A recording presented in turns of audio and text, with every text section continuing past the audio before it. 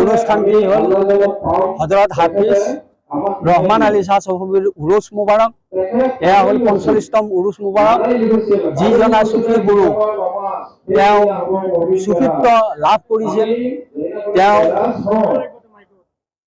Iran আৰু তুৰাণৰ যিজন গুৰু পাইছিল হজৰতে সৈয়দ শফি আলী শাহ সফি দেৱৰ পৰা তেওঁ এই জ্ঞান লাভ কৰিছিল আৰু তেওঁৰ পৰা সম্পূৰ্ণ কোৰাণ তেওঁ লাভ কৰিছিল আৰু সেই লাভৰ জৰিয়তে তেওঁ এই জ্ঞানটো পাইছিল আৰু জ্ঞান পাই এই সুফিত্বত তেওঁ সম্পূৰ্ণ তত্ত্ব লাভ কৰি এই মানুহৰ মাজত বিলাই দিছে আৰু তেওঁ যি জ্ঞান লাভ কৰিছিল সেই জ্ঞান আচলতে তেওঁ নিজে ৰাখি থোৱা নাছিল আৰু সকলো মানুহৰ মাজত বিলাই দিছিল। যি তেওঁ সান্নিধ্য লাভ কৰিছিল সেই সান্নিধ্য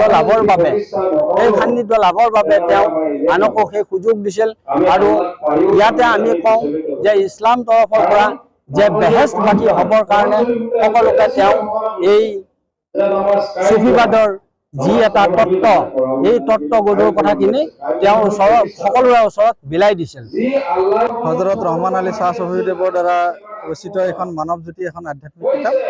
এইখন কিতাপত দেহা তত্ত্ব আৰু আমাৰ যিখিনি মানুহৰ আধ্যাত্মিক জ্ঞান সম্পৰ্কে ইয়াত তেখেতে লিখি থৈ গৈছিল। আজি আমাৰ মহান মুৰ্শিদ হজৰত জাকিৰ আলী শাহ সফিদেৱে এই সংস্কৰণটি দ্বিতীয় সংস্কৰণ কৰিছে।